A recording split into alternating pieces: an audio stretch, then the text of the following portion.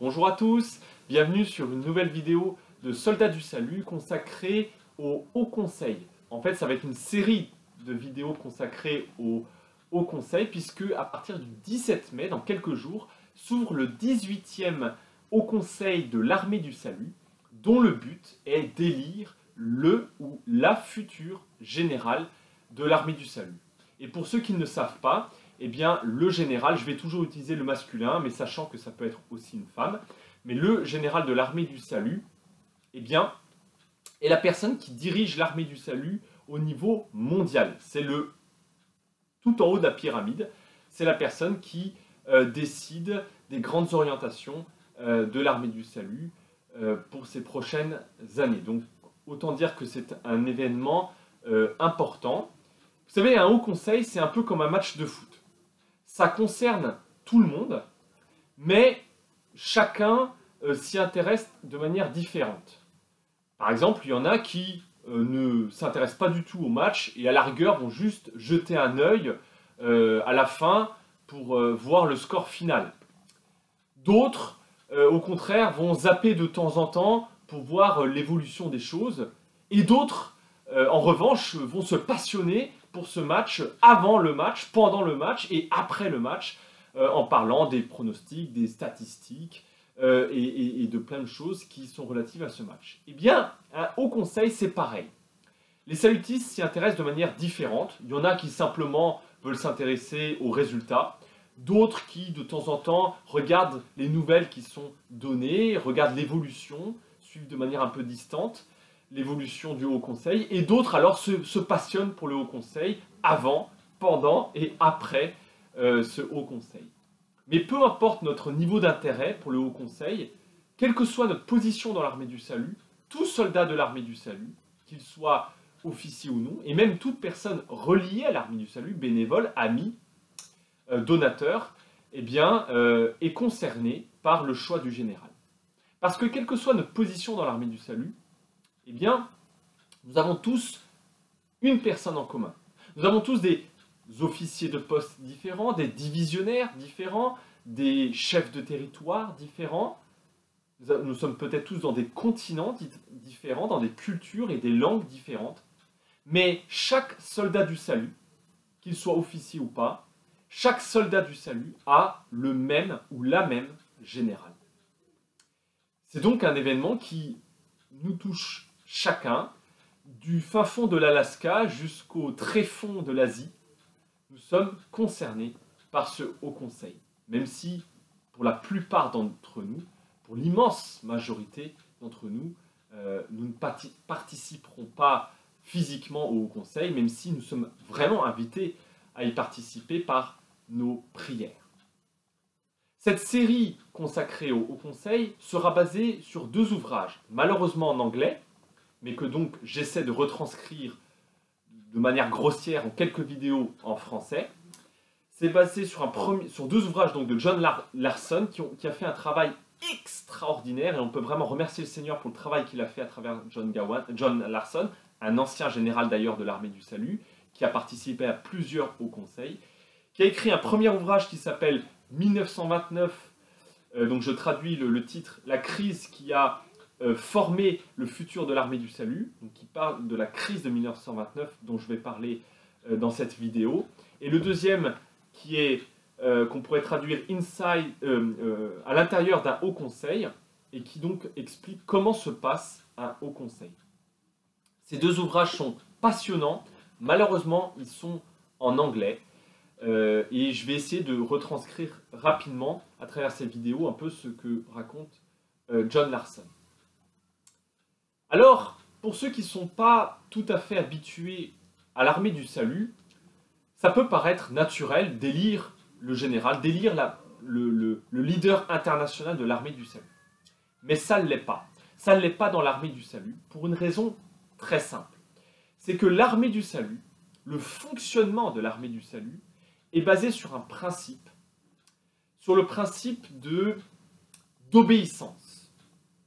C'est-à-dire que, quelle que soit notre position à l'armée du salut, nous ne décidons pas de nos affectations.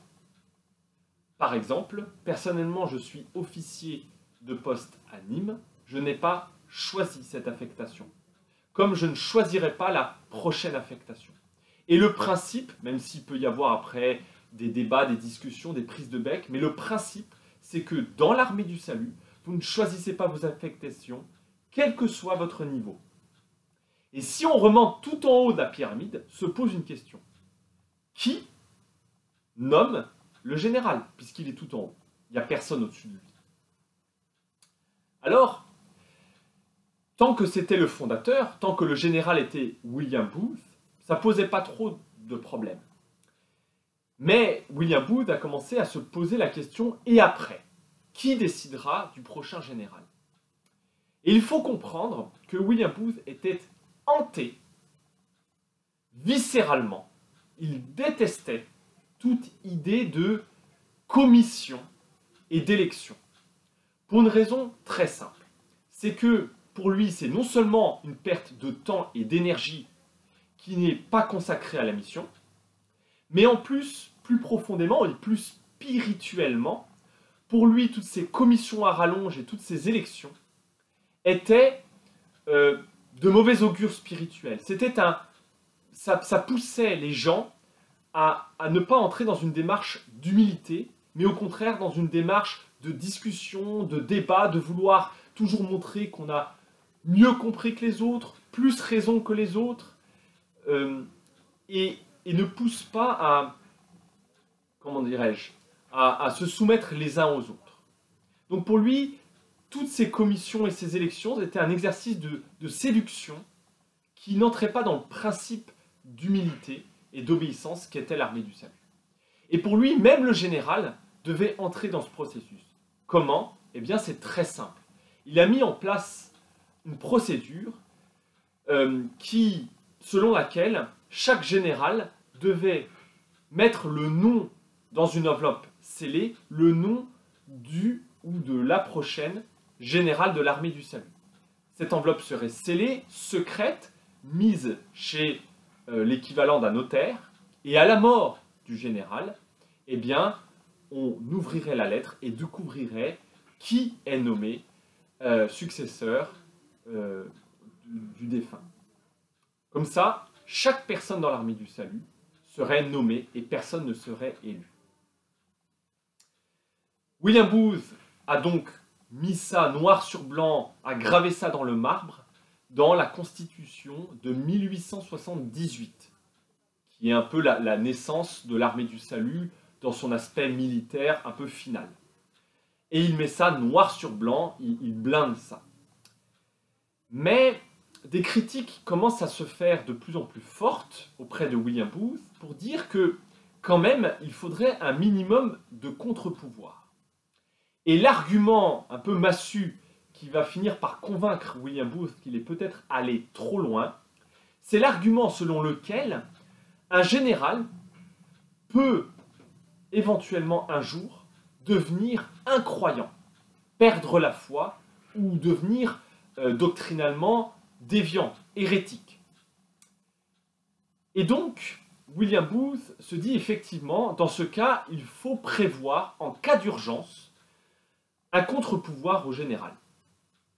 Et donc, dans un supplément de la Constitution, un supplément qui est daté de 1904, dans ce supplément, il émet la possibilité qu'un haut conseil, qui réunit tous les leaders internationaux de l'armée du salut, ce haut conseil puisse se réunir afin d'estimer si le général ou la générale en place est apte à sa fonction.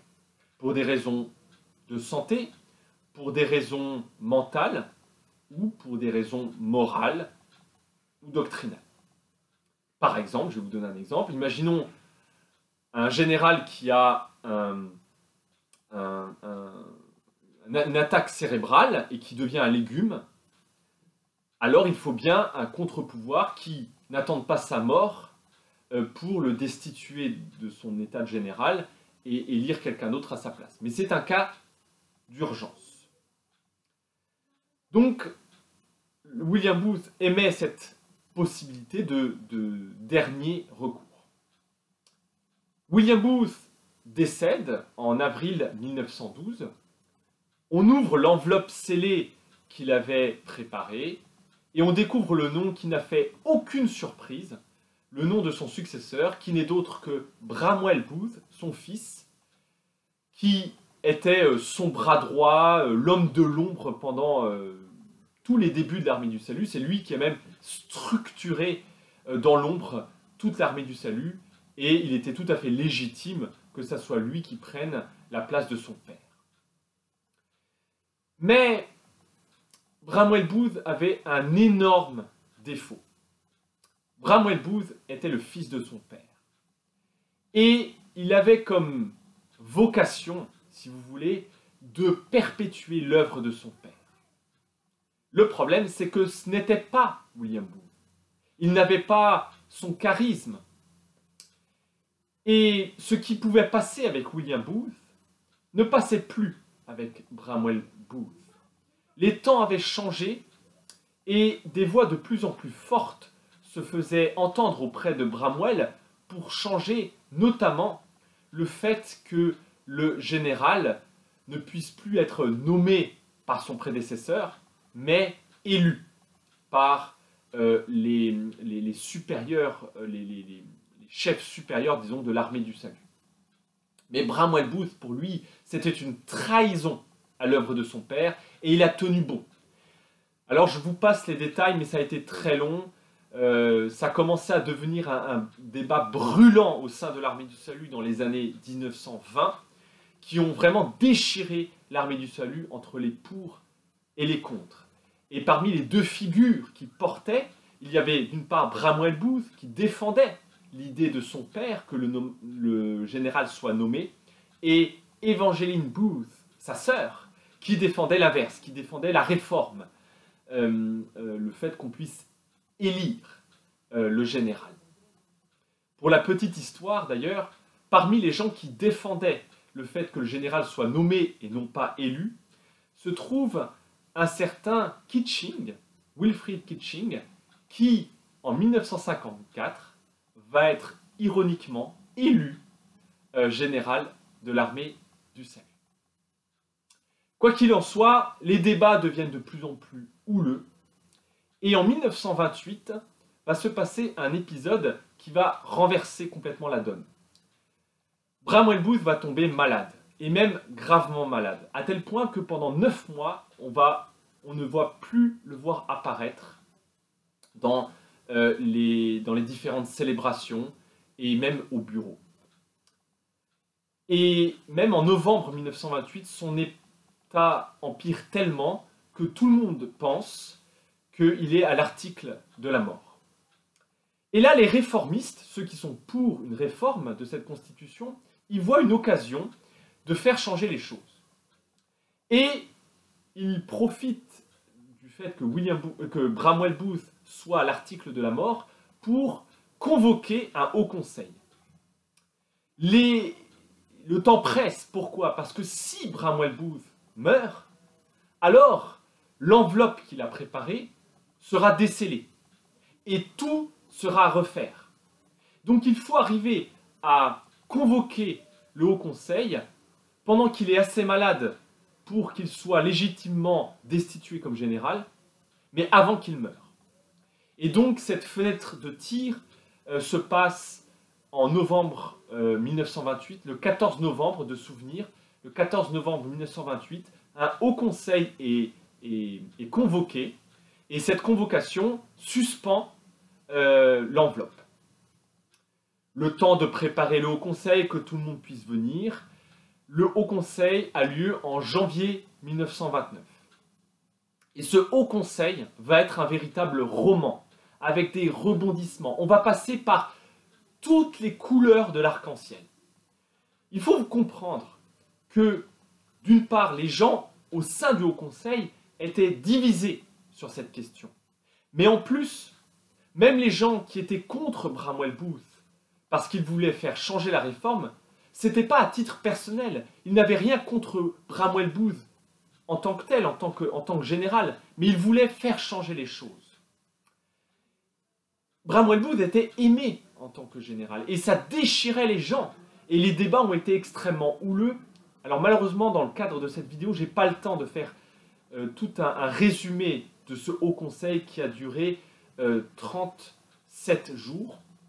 Mais à la fin de ce Haut Conseil, finalement, Bramwell Booth est destitué, il n'est plus général, et on élit un nouveau général qui sera donc le 3e général de l'armée du salut, le général Higgins.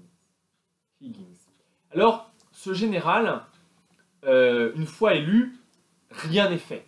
Pourquoi? Parce que, encore une fois, ce Haut Conseil est une procédure d'urgence.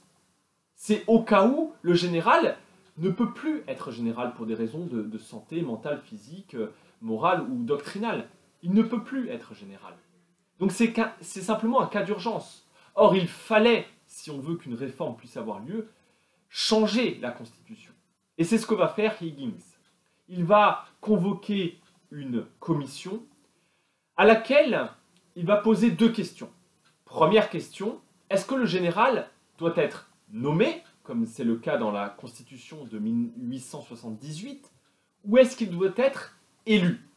Et la commission va répondre, le général doit être élu.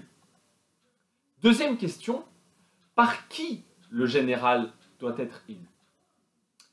Et là, une option est posée sur la table. Le général pourrait être élu de manière régulière par les commissaires de l'armée du salut. Les commissaires, ce sont les plus hauts dirigeants de l'armée du salut. On dit qu'ils sont commissionnés, ils représentent le général, soit parce qu'ils dirigent des très grands territoires en termes de postes ou de nombre de soldats et d'officiers, soit parce qu'ils représentent le général dans des fonctions, des domaines particuliers ou auprès d'institutions comme l'ONU. Donc, si vous voulez, les commissaires représentent vraiment le gratin de l'armée du salut. Ils sont aujourd'hui un peu moins d'une centaine. Donc l'option qui est sur la table, c'est de dire, eh bien peut-être que les commissaires pourront élire le général, et en cas d'urgence, dans le cas où il y aurait un problème avec le général en place, eh bien on pourrait convoquer un haut conseil pour que ce haut conseil décide si, oui ou non, le général en place est apte à continuer à être général. Mais on trouve que cette solution est trop compliquée et on va décider qu'il y aura un seul corps, le Haut Conseil, qui va avoir 2 fonctions. Et ça, c'est très important de retenir ça parce que ça va être important pour la suite. Le Haut Conseil a 2 fonctions. Première fonction, élire régulièrement un général, un nouveau général ou une nouvelle générale de l'armée du salut. Deuxième fonction, exceptionnellement, le cas échéant, décider si oui ou non le général en place est apte à être général. D'accord? Donc, 2 fonctions pour le Haut Conseil, mais ce sera le même corps, le même Haut Conseil qui va avoir cette charge de cette double fonction. Voilà pour cette vidéo, je m'arrête là. Comme toujours, vous pouvez vous abonner pour avoir la suite des vidéos, car dans la prochaine vidéo, on va se poser cette question: qui fait partie du Haut Conseil? Et vous verrez que c'est une question passionnante et qui va évoluer au cours du temps. N'hésitez pas non plus à faire vos commentaires. J'essaie, autant que faire se peut, j'essaie de prendre en compte vos commentaires pour faire évoluer les vidéos sur le fond comme sur la forme, même si je ne suis malheureusement pas un spécialiste. Comme vous avez vu, j'ai dû aller très très vite dans cette vidéo. La crise de 29, on pourrait y consacrer 2 ou 3 heures d'affilée. Ne serait-ce que le Haut Conseil en lui-même, parce qu'il y a eu beaucoup de rebondissements. Je pense que vous n'imaginez même pas les rebondissements qu'il y a pu avoir. Je vous recommande une vidéo qu'a fait le quartier général international il y a quelques années, lors du dernier Haut Conseil, pour expliquer cette crise de 29. C'est une vidéo très bien faite. Malheureusement, elle est en anglais. Alors je lance un appel. S'il y a des gens qui ont du temps et lisent assez facilement l'anglais, j'ai le texte en anglais de cette vidéo et il faudrait pouvoir traduire ce texte. Malheureusement, moi, je n'ai pas le temps de le faire, mais si vous pouviez traduire le texte de cette vidéo, ça permettrait de faire les sous-titres en français de cette vidéo et ça permettrait à plein de salutistes francophones de comprendre la crise de 29 et de comprendre comment on est venu à l'armée du salut à élire le général.